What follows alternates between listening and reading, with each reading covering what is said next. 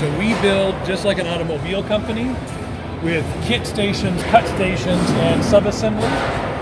And so we step right over here. I'll show you sort of the beginning of our kit cut. We have it on both sides. So right here is our cut station for all of the 2x6 walls. A machine out of New Zealand that produced all of our stuff. Just real quick, this is going to be a tour of the ZeniHome factory where they build these ADUs. You can get technically 2-bedroom and 1-bedroom ADUs. I did some tours of the homes. They're already up on the channel. Check the link in the description for those. I think I only have the 2-bedroom out at the moment. Plan on getting the 1-bedroom out here before long. So I love the way that they use the space and can make a small unit feel like a much larger unit. So check out those and enjoy the tour, and I'll be back with a little bit more information at the end. And so we test for quality. I jump up and down on them. I've climbed into the upper bunk because we just know, that's what's going to happen in the real world. The other one we do is a lot of feedback from the women because my experience in home building is women actually buy the house. Yes, they do. And so, for example, the one furthest left was what we started with for the Murphy bed, but that one pulls down wide, not long. And all the women were very clear, I'm not crawling over him to get into bed. I look at Kim, but she was not the one to say that. And so we keep taking all of that feedback about, okay, how do we build a house that's really functional? And so you've heard from Dave and Peace, like it has a lot of tech, but at the same time, all the tech has to work all the time. So we threw out options. There are other options for beds that drop from ceilings and things like that, but they only work with power. Like, well, no, the power will eventually go out. I still want to go to bed. The house has to work. And so we spend a lot of time looking through all those details. The other thing is because we're building for mass market, we have to have things that are able to be installed in mass. And so last night you heard a little bit about the foundation systems that we have to be able to install things, the speed of those installations, and the speed of the connections. So those first two that we built that you saw in Mesa, they have 18 electrical circuits that cross that mate line between the two boxes. Each circuit has 3 wires. So you have, what am I at, 40 some wires that have to be wired between the two boxes. The chances of making a mismatch in 40 some wires is incredibly high, right? And so we bring out an electrician. It's the first or second time he's done it. If you watch the video, he's going to wire these two together. The likelihood he makes a mistake is incredibly high. And so we try to take all of that out. We actually only need 1 electrical panel for our unit. That's all we need, 1 mounted on the outside. We have 3. We have 1 in the B box, it connects to the A box, the one in the A box connects to the exterior panel that's installed right into it. The reason we do that is because then we can test all the electrical systems in the B box, we can test all the electrical systems in the A box. When the electrician comes in to wire it, there's 1 cable coming across from the sub panel in the B box, there's 1 cable coming across from the oven. He's got 2 circuits, 8 wires, that's all he has to connect. The chances of him making a mistake are near 0 because they're color-coded to make the 2 connections he has to make for that. The other thing we did a lot of time looking at was the automobile industry has all these fun things where you can just plug and play, right? Like, oh yeah, just plug those 2 wires together, plug those 2 wires together. It doesn't meet international building code and international residential code. But those are very specific codes for how things have to get wired together. I need to have a J box, the wires have to come into the J box, I need to do it with wire nuts, you need to go back in the J box, it has to be sealed. And so we've done it so we always meet international residential and international building code. What we have down here is what we use as our demonstration for those pieces.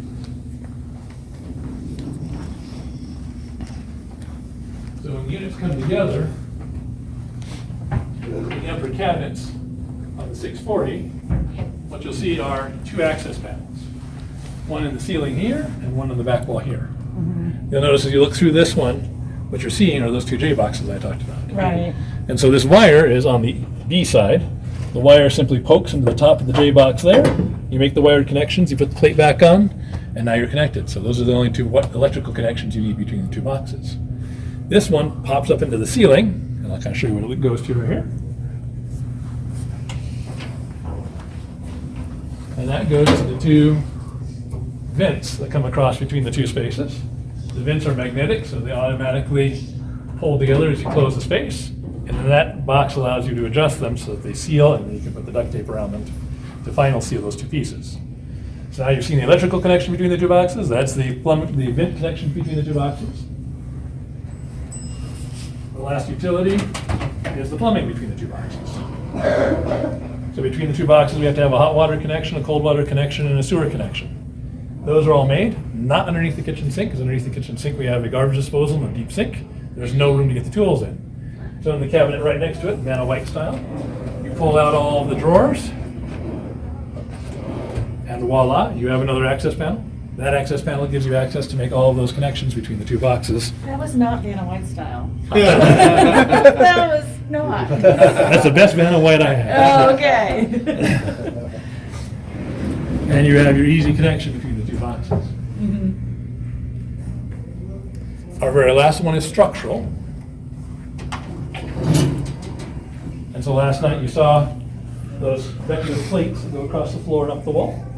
So underneath, what you're not seeing is the two C-channels come together, steel plate that connects the two of those, and the decorative plate inserts right on top of that. This steel piece here is not there. This steel piece here is not there. Good view of how it's even screwed in there, so it won't go anywhere. You got it. But this stuff is in it, right? This is our walls, our ceilings coming across, and they come into a hard steel channel around the entire box. Okay. We call this our chassis. Okay. You can see the columns coming down right here. We'll look see here. There you go. There we go. We'll just go like this, like I'm watching the tower. Somebody hit the bed. Hit the button. We're gonna squish you. You're gonna get squished. Here it goes. Have we signed any waivers yet? Right? They signed an NDA, right? So if you really were upset with your husband, you could just put him under here. And you know he hasn't paid attention to you anyway. And then, boink. Look, you got squished. Oh, I'm so easily abused. You're not dead. Yay! Yeah. You did it. You did it. You made all by it. yourself. And then you said if you have no power, you can push and it's weighted. So we build just like an automobile company with kit stations, cut stations, and subassembly. And so we step right over here. I'll show you through the beginning of our cut. We have it on both sides. So right here is our cut station for all of the 2x6 walls. A machine out of New Zealand that produced all of our stuff.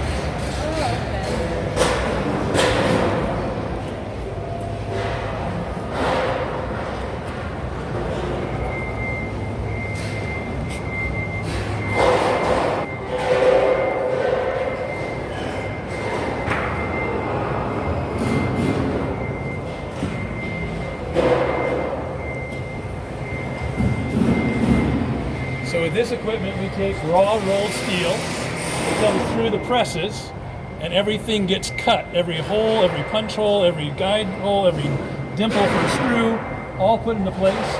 It then bends them into a 2x6, comes out this end, and then the racks you see is where we stack them.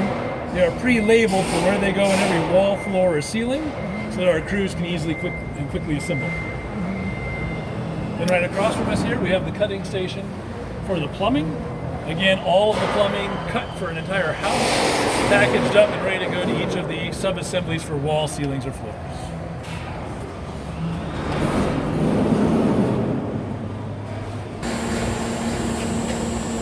Okay, what's happening now is we got a 16 gauge sheet steel going through the frame cat. It makes its way through the end feed guide here.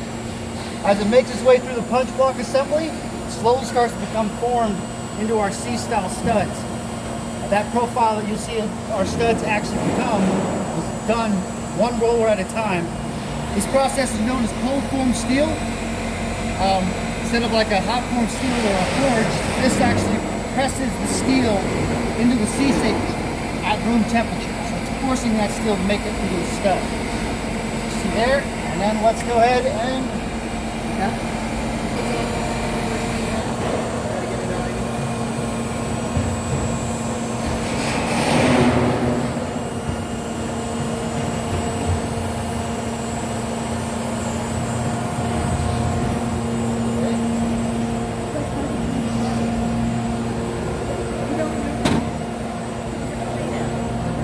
pressure off the first Once 12 it gets inches. up, Hair would come out the top.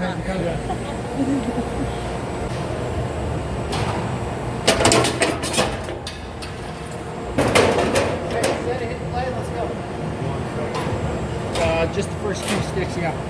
Let's do this for the demonstration real quick. You guys ready? Yes.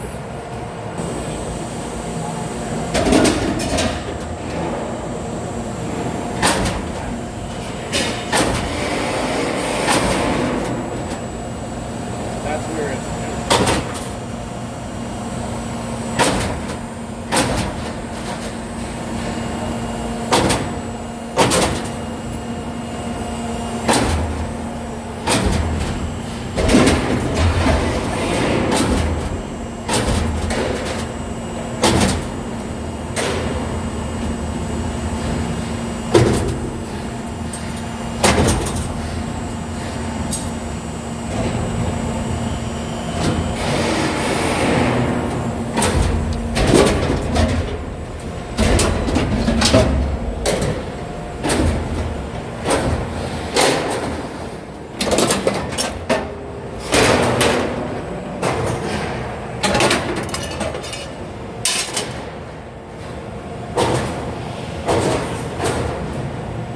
So it should be about right here. 1 second. See the studs will go through each one at a time. With each stick will highlight green when it's processing. Everything on this frame cab machine is done by our BIM coordinator. He does all the software engineering for our interior walls. The frame cab will read that software and go ahead and predesignate everything that's according to our plan set to make. All of our studs are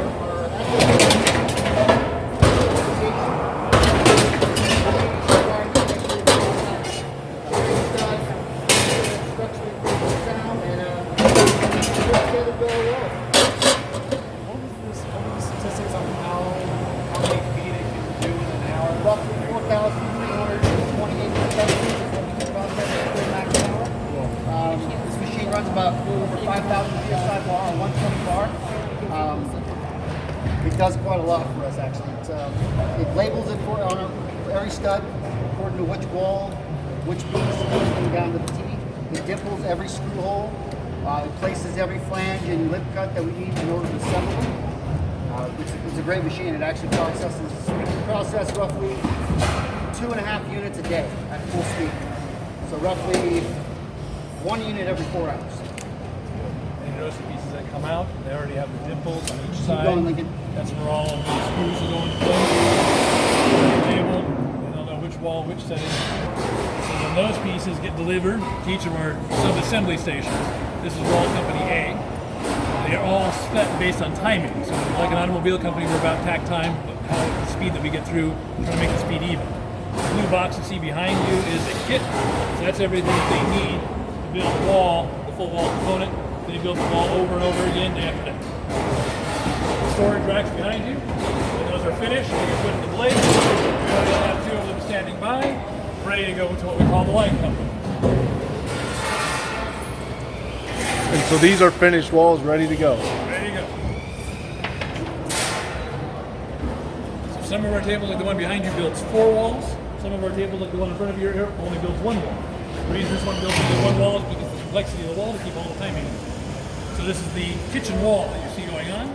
Right behind you, when you look at the finished product, you see all the water lines, the sewer line, and the electrical work in place, as well as all the cabinets. We break up our floor. We have small pieces on the end here, large pieces down what we call our alley. Overhead container cranes that we pick up and move into position. These are pieces of about 20 feet long for our box. Wall covering, large wall, our ceiling and floor plan. All of our electrical work goes to the ceiling, so our ceilings actually are quite complicated. Everywhere I live, our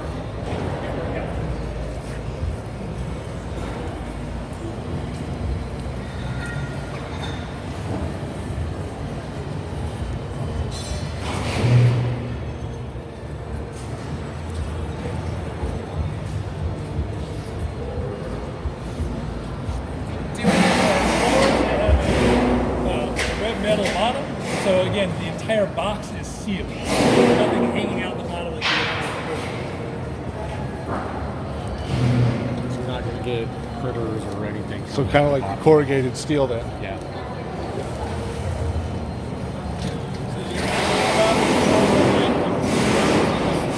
Kit. You've seen the subassembly, and then all of that gets loaded like an automobile into our chassis. We'll see our chassis as we go around the other side. You were asking if they're in order. They are in order, but not the order you would expect to see. So this is the most finished one, that's the least finished one. And so, unlike we load them in like a rail house, and so that half and this half go together, not this half and this half. We build them, we know what they are, they're built the same way every single time, and so we don't need to pair them up to make sure they're matching. We already know by our dimensions they will. This allows us to load in a set, have them perfectly level. That way we make sure there's no fluctuation in the inside interior of the unit, and then we can load them out when they're finished, and so each set gets loaded in, loaded out. So, most complete, and then you go down like this way, you put this in, and then you can go to this one. So this one, they'll be loading in all the walls, floors, and ceiling, as you see are all finished, ready for them tomorrow morning. Well, Monday morning.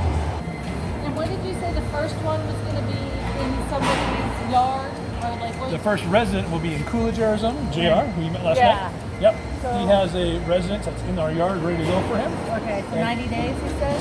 about that, they're getting their permits and then they'll get the site installed. Okay. Ready to go. Yeah. The install on the site will go fast, getting the permits is taking a while. So how long is the install? Install is about 5 days. 5 days. Well, 7 days to cure the concrete, probably 3 days to put the 2 boxes together. So under 2 weeks. Oh yeah.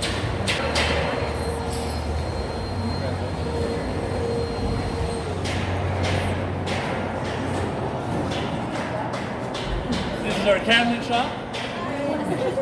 Those are all pre-assembled, just like the rest of our sub-assemblies. They go already set on the grid and parts, ready to deliver to the units. In place, the units then load them in the spot, load the rest of the appliances and the sink in the spot, ready for the countertops to go in the spot. I also have to show you, because one of the beautiful things about being in Page, Arizona, this is the view you get from the factory. Wow, what a dump. Wow. At the bottom of the hill there, by the way, is Antelope Canyon. So you see antelopes down there, or is that just... It is. You can't see it because we're on top. It's a slot canyon, so there's only a 4-foot opening on the top. But that low spot between us and the town is Antelope Canyon. The Grand Canyon is just on the other side of the town, right at the base of that escarpment you see, running all the way. The escarpment is called the Vermilion Cliffs. All right. You're so fun to join me. Live in Camp Verde, Arizona, near Sedona. See right here. This is one of our steel chassis. We'll show you the jig in a few moments about how we assemble it. Okay. And it is all, as you can see, all hard steel. This is 12-inch C-channels at the bottom, 6-inch C-channels at the top, 6x6 steel columns. As you notice, there's a box at the bottom and a plate at the top of each one. All of our units are designed for multifamily, so that is our bolt box. That's how we bolt unit to unit, and we stack them on top of each other right there. This one is all set and ready to have all of its sub-assemblies load in. Right behind you, you can see today's work. The crew was able to load all the sub-assemblies in one day. They load the floor in first, and you can see they've done all the floor sheeting in place. We use a mega board for our floor sheeting, that way it's fire resistant. It gives us our half-hour interior rating. You also notice that all of the ceiling is already in place, even above the drop ceiling. That again gives us a fire enclosure. Because we designed to multifamily standards, and we have a half-hour rating on the entire interior box. In case anybody sets a Christmas tree on fire, the rest of the building's just fine. You can also see all the exterior walls are in place, but none of the electrical connections have been made. Our first line company just puts everything into place. Our second line company starts making all the connections. We keep adding materials until we have a fully finished box. Shipping container? Yeah. Same dimension. Same dimension. Yep. We actually started by looking at shipping containers. It was just so cumbersome to try and convert them that we found it was easy to build our own shipping container. We want them to shipping container dimensions because then we can ship them anywhere across the country without any special permits for trucking. This fits on a step bed, semi-truck trailer, without a problem, we can go in. We don't need a flag truck, we don't need any special ADOH permits to move around where we need to. Okay, got it. That's also why we build them with 2 halves and mate them rather than 1/16 of one. This would again be that bed in the main sleeping space. This would be your fridge and freezer. This is your stacked washer and dryer, which you can see the dryer water connections there. Behind it, that entry closet with the hot water heater. And the full ADA bathroom right here.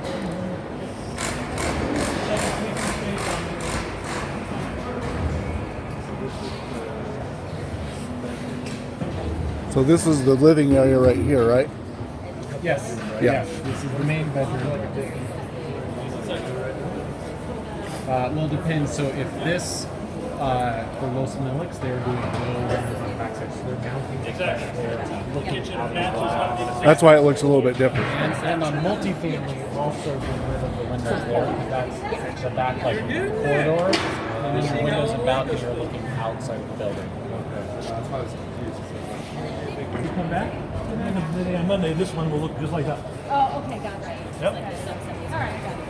And then you can start seeing from the other end, they start loading in, they do the cross bracing, they load in the insulation, they load in the interior walls, they finish the interior walls, and then this one, which is the most finished, already has its waterproof barrier on the exterior, the windows will go in tomorrow. Is this for the winery? These two are for the winery, and those four for the winery, these two are for the multifamily building in Mason. Oh, gotcha. Yep. So that concludes part 1. Part 2 will be coming out before long, or hopefully not near as long as it took me to do the New Vision factory tours. I just never seemed to be able to get around to get those done. I was always busy. Of course, I was trying to do those at the same time I was doing a bunch of my home shows and stuff, so it took a lot longer to get those out. So stick around for part 2. I don't think I'm going to split this into 3. I think I'm just going to leave it as a 2-parter. So I hope y'all enjoyed it. Check out the New Vision factory tours over here, or check out the ADU over here, and I will see you in the next one. Thanks for watching. Bye.